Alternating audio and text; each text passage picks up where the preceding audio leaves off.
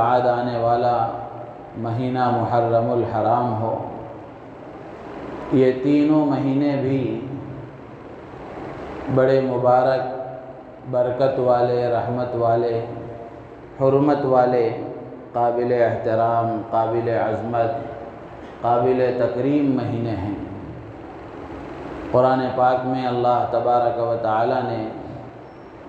ان مہینوں کو قابل احترام مہینے قرار دیا ہے۔ ذی قعدہ کا مہینہ اسلامی سال کا 11واں مہینہ ہے، اس کے بعد آنے والا ذی الحجہ کا مہینہ یہ اسلامی سال کا 12واں اور آخری مہینہ ہے۔ یہ اسلامی سال کے جو 12 مہینے اور ان کے جو نام ہیں، امام قرطبی رحمۃ اللہ علیہ نے لکھا ہے کہ یہ سال کے، اسلامی سال کے جو 12 مہینوں کے نام ہیں، یہ 12 مہینے بھی اللہ کے طے کیے ہوئے ہیں اور ان مہینوں کے نام بھی اللہ کے رکھے ہوئے ہیں۔ سال کے 12 مہینے ہوں گے، اس کو اللہ نے طے کیا ہے، اور اسلامی سال کے جو نام ہیں، محرم الحرام، صفر المظفر، ربیع الاول، ربیع الثانی، جمادی الاولی، جمادی الاخری، رجب المرجب، شعبان المعظم، رمضان المبارک، ذی قعدہ اور شوال المکرم، ذی قعدہ اور ذی الحجہ، یہ 12 مہینوں کے جو نام ہیں یہ اللہ کے رکھے ہوئے ہیں۔ تو ان 12 مہینوں میں سے اللہ تبارک و تعالی نے قرآن پاک میں فرمایا کہ 4 مہینے قابل احترام ہیں، 4 مہینے قابل عظمت ہیں، حرمت والے ہیں، ادب و احترام والے ہیں۔ جیسے ذی قعدہ کے سلسلے میں گزشتہ سے پیوستہ جمعہ میں نے عرض کیا تھا کہ ذی قعدہ بھی ان ادب و حرمت والے مہینوں میں سے ہے، تو اسی طرح اب ذی قعدہ کے بعد آنے والا جو مہینہ ہے ذی الحجہ کا، یہ بھی حرمت والے مہینوں میں سے ہے۔ اس کی ایک خوبی اور خصوصیت اور ایک فضیلت تو یہ ہے کہ وہ حرمت والے، ادب و احترام والے مہینوں میں سے ہے۔ اس کے علاوہ ذی الحجہ کے مہینے کو اور بھی فضیلتیں حاصل ہیں، بالخصوص ذی الحجہ کے جو ابتدائی 10 دن ہیں، شروع کے جو 10 دن ہیں، یہ بڑے عظیم الشان دن ہیں۔ ذی الحجہ یہ عربی زبان کا لفظ ہے، جیسے ذی قعدہ کے بارے میں نے عرض کیا تھا کہ اس میں 2 جملے ہیں، 2 کلمے ہیں، ایک ہے ذی اور ایک ہے قعدہ۔ اسی طریقے سے ذو الحجہ میں بھی 2 کلمے ہیں، ایک ہے ذو اور ایک ہے الحجہ۔ ذو کے معنی ہیں والا اور الحجہ کے معنی ہیں حج کرنا۔ تو ذو الحجہ کا مطلب ہوا کہ یہ مہینہ حج کرنے والا مہینہ ہے، یعنی یہ وہ مہینہ ہے جس میں حج کا فریضہ ادا کیا جاتا ہے، حج والا مہینہ۔ تو اس سے خود سمجھ میں آتا ہے، اس کی ایک فضیلت معلوم ہوتی ہے کہ اس مہینے کو یہ فضیلت حاصل ہے کہ اس مہینے میں اللہ کی طرف سے بندوں پر جو فریضے عائد کیے گئے ہیں، اسلام کے جو بنیادی 5 ارکان ہیں، ان 5 ارکان میں سے عظیم الشان فریضہ، عظیم الشان رکن، حج جیسا عظیم الشان فریضہ اس مبارک مہینے میں ادا کیا جاتا ہے۔ تو یہ ذی الحجہ کا مہینہ بڑی فضیلتوں والا، بڑی عظمتوں والا۔ ویسے اگر ہم غور کریں گے تو یہ بات اچھی طرح سمجھ میں آتی ہے کہ اللہ تبارک و تعالی نے انسانوں کو جو دنیا میں پیدا فرمایا ہے، اس انسانوں کے پیدا کرنے کا مقصد کیا ہے، اللہ تعالیٰ نے خود قرآن میں بیان فرمایا، وَمَا خَلَقْتُ الْجِنَّ وَالْإِنسَ إِلَّا لِيَعْبُدُونَ، کہ ہم نے جنات کو اور انسانوں کو، یہ 2 مخلوق ایسی ہیں کہ ان دونوں کو ہم نے اپنی عبادت کے لیے، اپنی معرفت کے لیے، ہماری پہچان کے لیے، ہماری اطاعت کے لیے ان کو پیدا کیا ہے۔ تو ہمارے پیدا ہونے کا مقصد یہ ہے کہ ہم اللہ کو جانیں، پہچانیں اس کی بات کو مانیں، اس کے حکم کے مطابق زندگی گزاریں، اور اس کے پیغمبر امام الانبیاء حضرت محمد الرسول اللہ صلی اللہ تعالی علیہ وسلم کے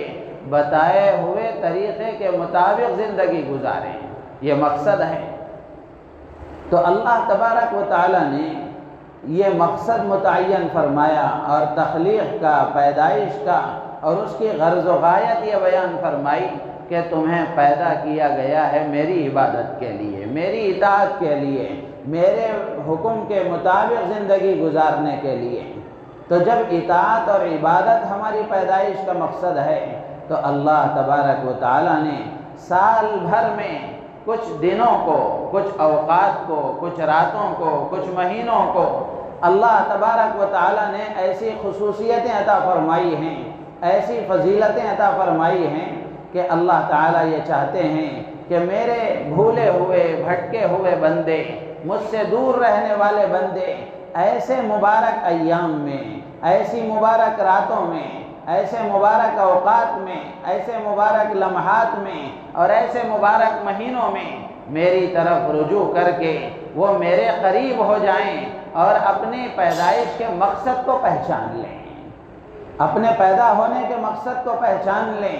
اور وہ میری طرف متوجہ ہو جائیں۔ اللہ تبارک و تعالی نے اس لیے سال بھر میں مختلف فضیلتوں والے دن رکھے ہیں، مختلف فضیلتوں والے راتیں رکھی ہیں اور مختلف فضیلتوں والے مہینے اللہ نے رکھے ہیں۔ تو ان کا مقصد یہ ہے کہ ہم جیسے عام مہینوں میں، عام دنوں میں، عام راتوں میں جیسے ہم زندگی گزارتے ہیں، جیسے ہمارا وقت گزرتا ہے، جب یہ فضیلتوں والے موقع آئیں تو ہماری زندگی کے نظام میں کچھ تبدیلی آنا چاہیے، اللہ کی طرف رجوع ہونے میں کچھ اضافہ ہونا چاہیے، اللہ کی عبادت میں کچھ اضافہ ہونا چاہیے، اللہ کی طرف متوجہ ہونے میں کچھ اضافہ ہونا چاہیے۔ تو جو اللہ نے مغفرت کے، رحمت کے جو بہانے اللہ تعالیٰ نے متعین اور مقرر فرمائے ہیں، انہی بہانوں میں سے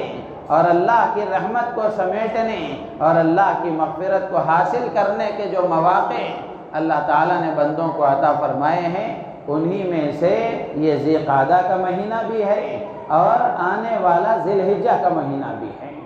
پورے ذی الحجہ کا مہینہ فضیلتوں والا ہے، پورے مہینے کی فضیلتیں اللہ کے نبی علیہ السلام نے بیان فرمائی، لیکن خاص طور سے ذی الحجہ کا جو پہلا عشرہ ہے، پہلے جو 10 دن ہیں، یہ بہت ہی عظیم الشان، بہت ہی فضیلتوں والے، بہت ہی خوبیوں والے دن ہیں۔ اللہ کے نبی علیہ السلام نے فرمایا افضل ایام الدنیا ایام العشر، کہ دنیا میں جو دن ہیں ان تمام دنوں میں یہ ابتدائی ذی الحجہ کے 10 دن زیادہ فضیلت والے ہیں، زیادہ عظمت والے ہیں، زیادہ حرمت والے ہیں۔ قرآن پاک میں اللہ تبارک و تعالیٰ نے ان 10 دنوں کی قسم کھائی ہے۔ 30ویں پارے میں ایک سورت ہے سورۃ الفجر،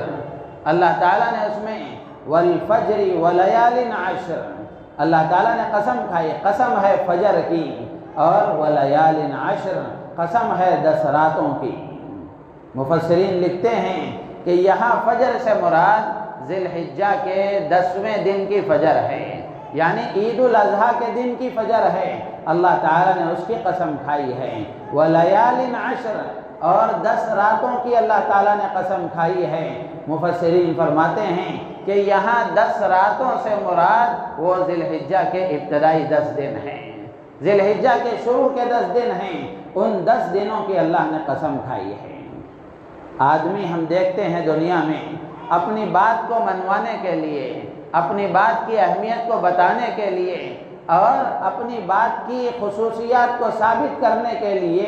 آدمی سامنے والے کو یقین دلانے کے لیے قسم کھاتا ہے،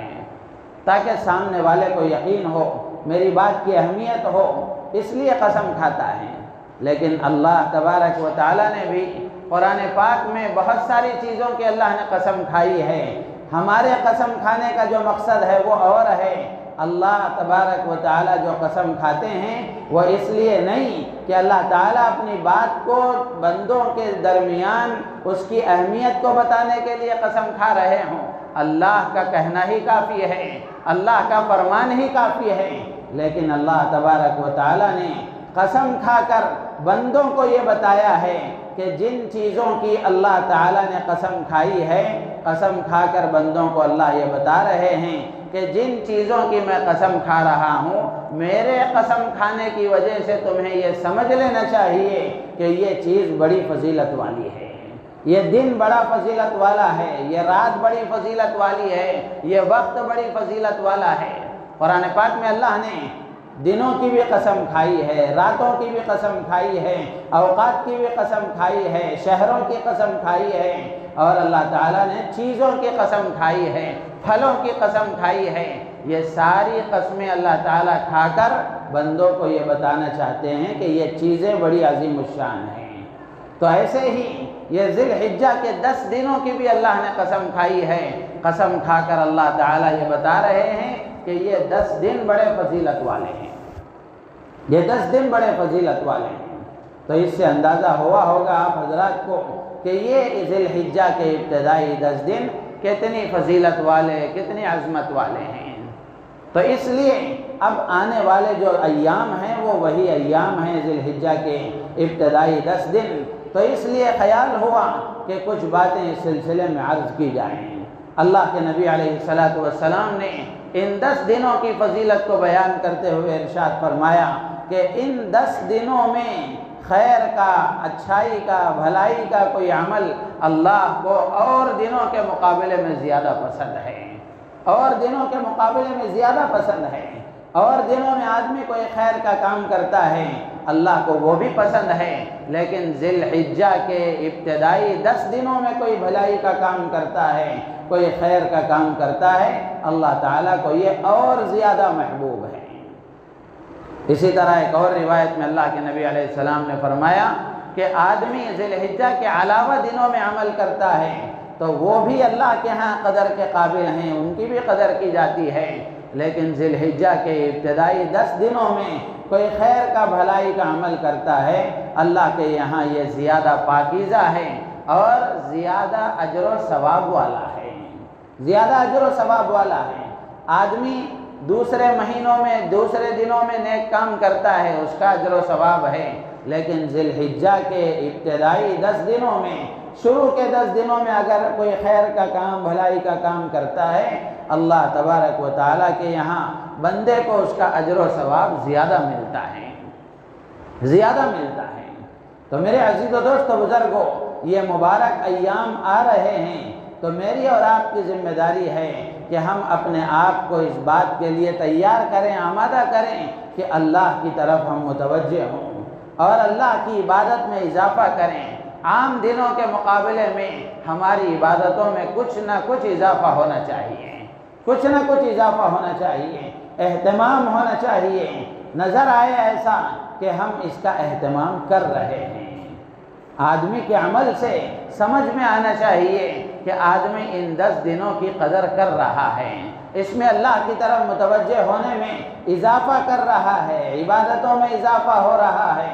ایسا ہمارے عمل سے اظہار ہونا چاہیے۔ جیسے رمضان کا مبارک مہینہ آتا ہے تو مسلمانوں کی زندگیوں میں اور ان کے نظام میں ایسا محسوس ہوتا ہے کہ وہ رمضان کی وجہ سے کچھ عمل میں اضافہ کر رہے ہیں، تو ایسے ہی یہ مبارک ایام آ رہے ہیں تو ان مبارک دنوں میں بھی ہماری عبادتوں میں اضافہ ہونا چاہیے، ہماری عبادتوں میں اضافہ ہونا چاہیے۔ اللہ کے نیک بندے اس کی بڑی قدر کیا کرتے تھے۔ کتابوں میں لکھا ہے کہ اللہ کے نیک بندے، اسلاف اور اللہ کے محبوب بندے 3 عشروں کی، 10 دنوں کی بڑی قدر کیا کرتے تھے۔ ان 10 دنوں میں ذی الحجہ کے ابتدائی 10 دن بھی ہیں کہ ان دنوں میں اپنے آپ کو اللہ کی عبادت کے لیے فارغ کر لیا کرتے تھے۔ غالباً امام احمد بن حنبل رحمۃ اللہ علیہ ہیں، ان کے بارے میں آتا ہے یا کسی اور بزرگ کے بارے میں ہے کہ وہ پڑھایا کرتے تھے، درس و تدریس کا کام کیا کرتے تھے، لیکن جیسے ہی ذی الحجہ کا مہینہ شروع ہوتا، ذی الحجہ کا چاند نظر آتا تو وہ ان 10 دنوں کے لیے تدریس کے مشغلے کو بھی چھوڑ کر اللہ کی عبادت میں لگ جایا کرتے تھے، جبکہ یہ تدریس بھی عبادت ہی ہے، یہ بھی دین کا ہی ایک حصہ ہے۔ قرآن کا پڑھنا، حدیث کا پڑھنا پڑھانا یہ بھی دین ہی ہے، لیکن پھر بھی امام احمد ابن حنبل رحمۃ اللہ علیہ اس کو بھی موقوف کر کے پوری طریقے سے اللہ سے لو لگایا کرتے تھے اور پورے طریقے سے اللہ کی طرف متوجہ ہو جایا کرتے تھے۔ حضرات صحابہ کرام رضوان اللہ تعالی علیہم اجمعین جو ہمارے لیے نمونہ ہیں، اسوہ ہیں، قدوہ ہیں، قیامت تک آنے والے انسانوں کے لیے صحابہ کی زندگی معیار ہے۔ صحابہ کی زندگی کو اللہ نے معیار قرار دیا، صحابہ کے ایمان کو معیار قرار دیا۔ قرآن میں اللہ تعالیٰ نے فرمایا آمنوا کما آمن الناس، ایمان ایسے لاؤ جیسے صحابہ لائے، ایمان اپنا ایسا بناؤ جیسے صحابہ کا ایمان تھا، عمل اپنا ایسا بناؤ جیسا صحابہ نے عمل کر کے دکھایا۔ تو ہر کام میں ہمیں صحابہ کو دیکھنا چاہیے، اس لیے کہ صحابہ وہ ہیں جنہوں نے نبی رحمت صلی اللہ تعالی علیہ وسلم سے براہ راست دین سیکھا ہے، براہ راست اللہ کے نبی سے تربیت پائی ہے، اللہ کے نبی کی صحبت اٹھائی ہے۔ تو صحابہ کرام رضوان اللہ تعالی علیہم اجمعین ہمارے لیے نمونہ ہے۔ ہر کام کے کرنے سے پہلے دیکھیں ہم کہ صحابہ کرام کی زندگی میں اس کے ہمارے لیے کیا نمونہ ہے، اس عمل کے سلسلے میں کیا نمونہ ہے۔ اگر ہم تلاش کریں گے تو ملے گا۔ حضرت انس رضی اللہ تعالی عنہ فرماتے ہیں کہ حضرات صحابہ کرام رضوان اللہ تعالی علیہم اجمعین یہ ذی الحجہ کے ابتدائی 10 دنوں کو بڑی اہمیت دیا کرتے تھے اور اس میں اللہ کی طرف رجوع کیا کرتے تھے۔ ویسے صحابہ کی زندگی اللہ کی عبادتوں سے بھری ہوئی ہے، وہ اللہ کی طرف متوجہ رہا ہی کرتے تھے، لیکن یہ ذی الحجہ کے ابتدائی 10 دن شروع ہوتے تو صحابہ کرام اور زیادہ عبادتوں میں اضافہ کرتے، اور زیادہ اللہ کی طرف رجوع کرتے، اور زیادہ دعاؤں میں الہا وزاری کرتے، اور زیادہ اللہ کی طرف متوجہ ہو جایا کرتے تھے۔ ابن عساکر رحمۃ اللہ علیہ بڑے محدث گزرے ہیں، ان کے بارے میں آتا ہے کہ جب یہ ذی الحجہ کے ابتدائی 10 دن شروع ہوتے تو جیسے رمضان المبارک کے آخری عشرے کا اعتکاف سرکار دو عالم صلی اللہ تعالی علیہ وسلم فرمایا کرتے تھے اور ایک سوئی کے ساتھ عبادت کیا کرتے تھے، ایسے ابن عساکر رحمۃ اللہ علیہ کے بارے میں آتا ہے کہ وہ بھی اپنے تمام کام و کاج سے فارغ ہو کر اپنے کو پوری طرح یکسو کر کے ان 10 دنوں میں نفل اعتکاف کیا کرتے تھے تاکہ اللہ کی عبادت میں کوئی کمی نہ ہو جائے، اللہ کی طرف یکسوئی کے ساتھ ہم متوجہ رہیں۔ تو کرنے والے بہت کچھ کر گئے۔ سعید ابن جبیر رحمۃ اللہ علیہ کے بارے میں آتا ہے کہ جب یہ ذی الحجہ کا مہینہ شروع ہوتا اور اس کے ابتدائی 10 دن شروع ہوتے تو اس قدر اعمال صالحہ میں اپنے آپ کو لگاتے، اس طرح خیر کے کاموں میں اپنے آپ کو مشغول رکھتے کہ عام آدمی دیکھتا تو اس کے لیے اس طرح کرنا مشکل ہو جاتا۔ اللہ کے نیک بندے جن کو قدر ہے اور جو اس کی اہمیت کو سمجھتے ہیں وہ بہت کچھ کر گئے اور ہمارے نمونہ چھوڑ گئے۔ ہماری ذمہ داری ہے کہ ہم بھی اللہ کے ان نیک بندوں کی زندگیوں کو دیکھ کر ہم بھی ان جیسا عمل کرنے کی کوشش کریں، ہم بھی ان کے نقش قدم پر چلنے کی کوشش کریں۔ اسی لیے ہمیشہ یہ بات ہمیں اپنے ذہن میں رکھنی چاہیے کہ صحابہ کرام رضوان اللہ تعالی علیہم اجمعین، تابعین و تبع تابعین، اولیاء کاملین اور اللہ کے نیک بندے، ان کی زندگیوں کو پڑھتے رہنا چاہیے، ان کی زندگیوں کو سنتے رہنا چاہیے، ان کی زندگیوں کے مذاکرے ہمارے درمیان ہوتے رہنا چاہیے۔ وہ اس لیے تاکہ ان کی زندگیوں کو ہم پڑھیں گے، ان کی زندگیوں کو سنیں گے، ان کے مذاکرے ہمارے درمیان ہوتے رہیں گے تو ہمارے اندر ان جیسا عمل کرنے کا شوق پیدا ہوگا۔ اور دشمن یہ چاہتا ہے کہ کسی طریقے سے بعد والوں کا رشتہ پہلے سے کاٹ دیا جائے، پہلے والے لوگوں سے رشتہ کاٹ دیا جائے۔ آج ہمارا نوجوان اولیاء کو نہیں جانتا،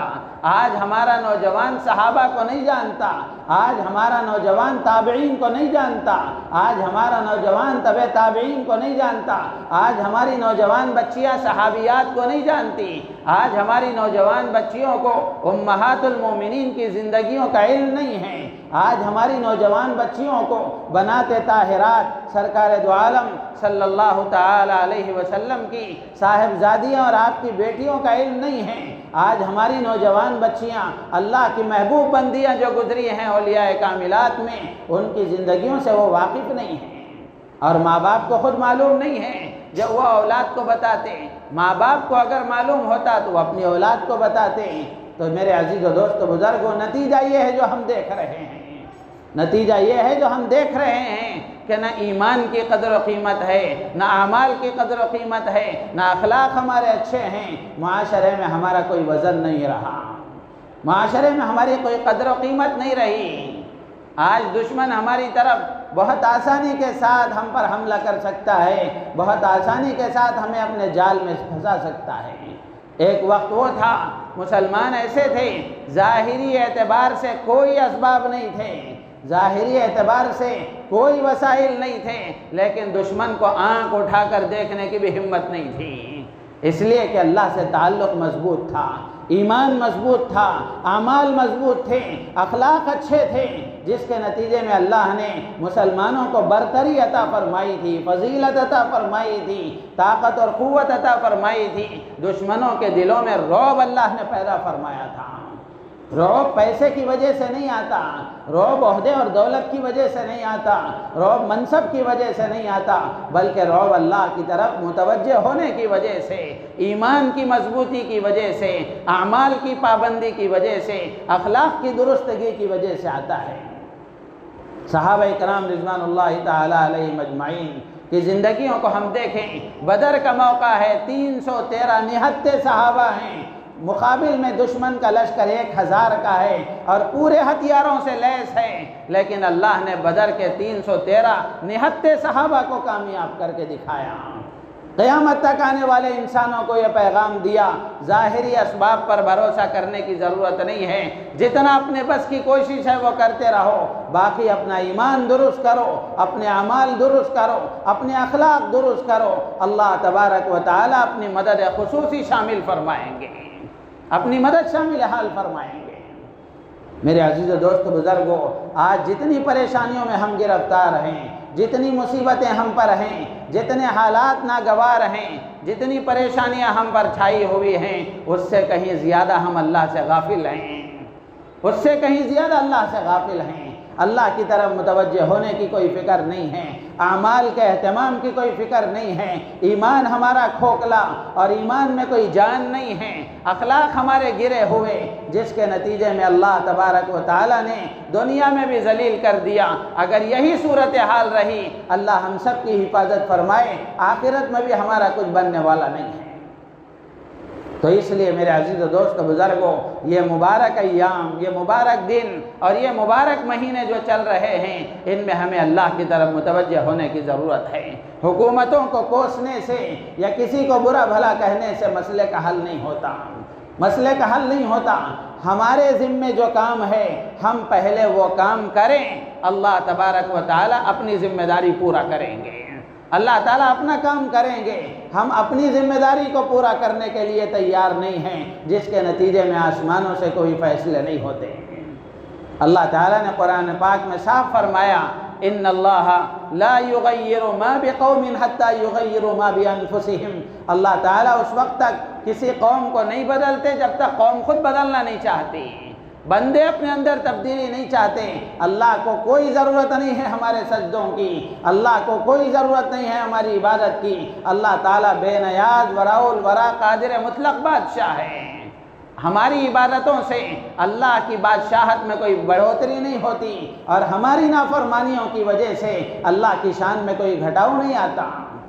اللہ تو اپنی شان کے مطابق ہیں، جیسے ہیں ویسے ہیں۔ ذمہ داری ہماری ہے کہ ہم اپنے ایمان کو درست کریں، اپنا ایمان مضبوط بنائیں، اپنے اعمال کو درست کریں، اللہ کی طرف متوجہ ہونے کی کوشش کریں، اپنے اخلاق کو اچھا بنانے کی کوشش کریں۔ ہمارے اخلاق ہمارے گھر والوں کے ساتھ اچھے ہوں، ہمارے اخلاق ہمارے بچوں کے ساتھ اچھے ہوں، بیوی کے ساتھ اچھے ہوں، ماں باپ کے ساتھ اچھے ہوں، پڑوسیوں کے ساتھ اچھے ہوں، دوست و احباب کے ساتھ اچھے ہوں، ملنے جلنے والوں کے ساتھ اچھے ہوں، عام مسلمانوں کے ساتھ اچھے ہوں، غیر مسلموں کے ساتھ اچھے ہوں، برادران وطن کے ساتھ اچھے ہوں، انسانوں سے آگے بڑھ کر جانوروں کے ساتھ ہمارا سلوک صحیح ہو۔ اللہ کے نبی علیہ السلام کی یہ ساری تعلیمات ہیں، اسلامی شریعت میں یہ سب موجود ہیں، یہ سب موجود ہیں۔ ہم نام کے مسلمان، ہم نے یہ سب بھلا دیا، جس کے نتیجے میں لوگ ہمیں جو مار رہے ہیں، کاٹ رہے ہیں اور پریشان کر رہے ہیں مسلمان سمجھ کر، اور اللہ کی طرف سے کوئی مدد اس لیے نہیں آ رہی ہے کہ ہم اللہ کی نگاہ میں مسلمان نہیں ہیں،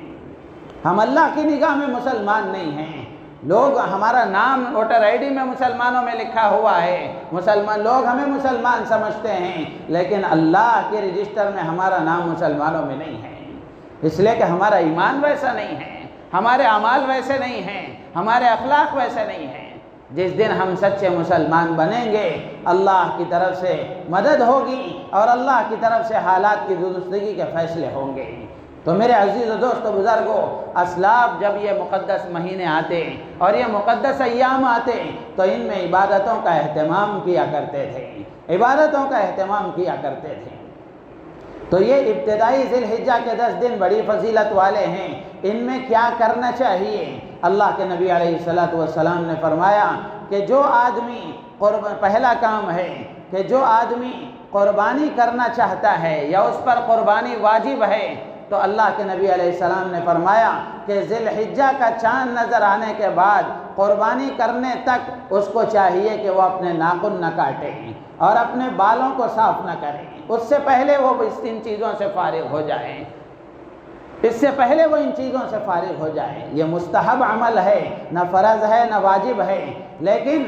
یہ عمل اللہ کے نبی علیہ السلام نے کس لیے بتایا؟ وہ اس لیے بتایا کہ ذی الحجہ کا مہینہ حج کا مہینہ ہے، اس میں حجاج کرام حج کا فریضہ ادا کرتے ہیں۔ اللہ کے نبی علیہ السلام نے یہ حکم اس لیے دیا کہ حجاج کرام پر اللہ کی جو رحمتیں برستی ہیں، اللہ کی جو عنایتیں ان پر ہوتی ہیں، اگر ہر آدمی وہاں تک نہیں پہنچ سکتا، جتنے پہنچے ہوئے ہیں حج ادا کریں گے وہ ادا کریں گے، جو نہیں پہنچ سکے قربانی وہ کر رہے ہیں، قربانی ان پر واجب ہے، تو ان کو چاہیے کہ وہ کم سے کم حاجیوں جیسی صورت تو بنا لیں، حاجیوں کی مشابہت اختیار کر لیں، تھوڑی سی مشابہت ان کی اختیار کریں گے، جو رحمتیں برکتیں حاجیوں پر اللہ کی اتریں گی، اللہ تعالیٰ اس کا کچھ نہ کچھ حصہ مشابہت اختیار کرنے والوں کو بھی عطا فرمائے گا۔ ان جیسی صورت بنانا، مشابہت اختیار کرنا، یہ بھی بہت بڑی چیز ہے۔ اچھوں کی مشابہت اختیار کریں گے تو اچھائی آئے گی اور خود بھی اچھے بنیں گے، بروں کی مشابہت اختیار کریں گے تو برائی آئے گی اور خود بھی برے بنیں گے۔ شاعر کہتا ہے، تیرے محبوب کی یارب شباہت لے کے آیا ہوں، تیرے محبوب کی یارب شباہت لے کے آیا ہوں، حقیقت اس کو تو کر دے میں صورت لے کے آیا ہوں، ظاہری صورت میں نے بنائی ہے، اے اللہ تو اس میں حقیقت ڈال دے۔ تو میرے عزیز و دوست و بزرگوں، یہ جو حکم دیا گیا کہ ذی الحجہ کا چاند نظر آنے سے پہلے غیر ضروری بال آدمی صاف کر لے، ناخن وغیرہ کاٹ کر کے اپنے آپ کو تیار کر لے، قربانی کرنے تک پھر دوبارہ اپنے بال کو صاف نہ کرے اور ناخن نہ کاٹے، یہ حکم اس لیے دیا گیا تاکہ حاجیوں کے ساتھ مشابہت ہو اور حاجیوں پر برسنے والی رحمتوں برکتوں سے کچھ نہ کچھ حصہ ہمیں بھی مل جائے۔ دوسرا کام اس میں یہ کرنا ہے، اللہ کے نبی علیہ السلام نے فرمایا کہ یہ ذی الحجہ کے جب مبارک دن آئیں تو اس میں اکثروا فیہن من التکبیر والتہلیل والتسبیح والتحمید، اللہ کے نبی علیہ السلام نے فرمایا کہ اس میں تحلیل کی کثرت کیا کرو، تکبیر کی کثرت کیا کرو، تحمید اور تسبیح کی کثرت کیا کرو، یعنی لا الہ الا اللہ کثرت سے پڑھا کرو، سبحان اللہ کثرت سے پڑھا کرو، الحمدللہ کثرت سے پڑھا کرو، اللہ اکبر کثرت سے پڑھا کرو، اللہ کے ذکر کی کثرت کیا کرو۔ یہ دن اللہ کی بڑائی کے بیان کرنے کے ہیں تو ان میں اللہ کی بڑائی خوب بیان کیا کرو، چلتے پھرتے اٹھتے بیٹھتے، گھر میں عورتیں کھانا پکاتے ہوئے کام ہاتھ سے کر رہی ہیں، زبان پر اللہ کا نام ہو اور کام ہاتھ سے کر رہی ہیں، اس کا اہتمام کریں۔ اپنی گھر کی عورتوں کو بھی اس کی ترغیب دیں کہ وہ کھانا بناتے ہوئے، گھر کے کام و کاج کرتے ہوئے ہاتھ سے وہ کام کر رہی ہیں، زبان پر اگر ان کے اللہ کا نام آ جائے تو وہ کھانے میں کیا لذت ہوگی اور اللہ تعالیٰ ان کے کاموں میں کتنی برکت عطا فرمائیں گے۔ ہمارے اس علاقے کے مشہور سیاستدان تھے، سی کے جعفر شریف صاحب ریلوے منسٹر تھے۔ ایک مرتبہ وہ ممبئی گئے، حضرت مولانا شاہ منیر احمد صاحب دامت برکاتہم کے گھر تشریف لے گئے۔ آخری لمحے، آخری دنوں میں اللہ تعالیٰ نے بزرگ کی چوکھٹ تک ان کو پہنچا دیا تھا۔ آخری عمر میں وہ ان سے بیعت ہوئے، کلمے کے ساتھ ان کا انتقال ہوا، اور ان کے انتقال کے بعد تعزیتی پروگرام ہوا۔ تعزیتی بیان میں حضرت مولانا منیر صاحب تشریف لائے تھے، تو حضرت نے یہ ساری باتیں بیان فرمائی۔ تو ایک مرتبہ وہ یہاں سے حضرت سے ملنے کے لیے گئے، حضرت نے ان کی آمد پر گھر میں کھانے کا انتظام فرمایا۔ جب وہ کھانے سے فارغ ہوئے تو انہوں نے کہا کہ حضرت میں نے بہت سفر کیا ہے، بڑی بڑی ہوٹلوں کا کھانا کھایا ہے، اور نہ جانے کیسے کیسے کھانے میں نے کھائے ہیں، لیکن آج کے کھانے میں جو لذت تھی آج تک میں نے ایسی لذت دیکھی نہیں ہے۔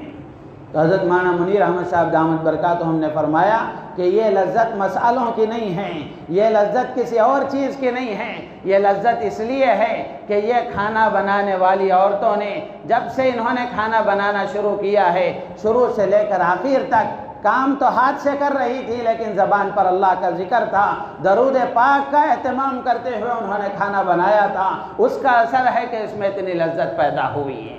تو میرے عزیز و دوست بزرگوں، گھر کی عورتوں کو بھی ہم اس بات کا پابند بنائیں، ترغیب دیں کہ وہ کام ہاتھ سے کریں، لیکن زبان پر ان کے اللہ کا نام ہو، اللہ کے نبی پر درود پاک کا اہتمام ہو۔ پھر ہم دیکھیں کہ کیسے گھروں میں برکت آئے گی، کیسے کھانوں میں لذت آئے گی، کیسی زندگیوں میں محبت آئے گی۔ اللہ کے نام کی برکت اور اللہ کے نبی علیہ الصلوۃ والسلام پر درود پاک کی برکت ہماری زندگیوں میں ہم اپنی آنکھوں سے دیکھیں گے۔ مرد بھی اپنی دکانوں میں، اپنی فیکٹریوں میں جہاں وہ کام کر رہے ہیں، راستہ چلتے پھرتے اٹھتے بیٹھتے زبان پر سبحان اللہ، الحمدللہ، لا الہ الا اللہ، اللہ اکبر، یہ ہماری زبان پر کثرت سے چلتا رہے۔ حضرت ابو ہریرہ رضی اللہ تعالیٰ عنہ اور حضرت عبداللہ ابن عمر رضی اللہ تعالیٰ عنہ کے بارے میں آتا ہے کہ جب یہ ذی الحجہ کا مہینہ شروع ہوتا تو یہ دونوں بزرگوں کے بارے میں آتا ہے کہ یہ بازار میں جا کر زور زور سے اللہ اکبر کہا کرتے تھے، زور زور سے لا الہ الا اللہ اور الحمدللہ، سبحان اللہ،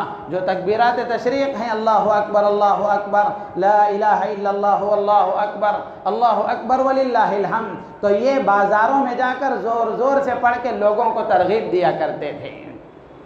اللہ کی بڑائی بیان کیا کرتے تھے۔ تو ان مبارک دنوں میں ہم اس کا اہتمام کریں، نمازوں کا اہتمام کریں، ذکر اور اذکار کا اہتمام کریں، قرآن کی تلاوت کا اہتمام کریں، اور خاص طور سے غرباء اور فقراء اور یتامى اور مساکین کا خیال رکھیں، صدقہ اور خیرات کا اہتمام کریں، اس میں خوب صدقہ اور خیرات کریں تاکہ ذی الحجہ کی جو عید آئے گی اس عید میں ان کے لیے خوشیوں کا انتظام کرنا آسان ہو، وہ بھی عید کی خوشیوں میں شامل ہو سکیں۔ جیسے رمضان میں عید کی خوشیوں میں فقراء اور مساکین کو شامل کرنے کے لیے صدقہ فطر رکھا گیا، اسی طریقے سے ان دنوں میں ہم نفلی صدقات کا اہتمام کریں، اپنے پڑوسیوں کا جائزہ لیں، رشتہ داروں کے بارے میں معلوم کریں جن کو اللہ نے دولت عطا فرمائی ہے، ان غرباء اور مساکین کا ان کے مال میں حق ہے، تو ان کو چاہیے کہ وہ اپنے مال کا صحیح استعمال کریں اور ان غریبوں کو عید کی خوشیوں میں شامل کرنے کی کوشش کریں۔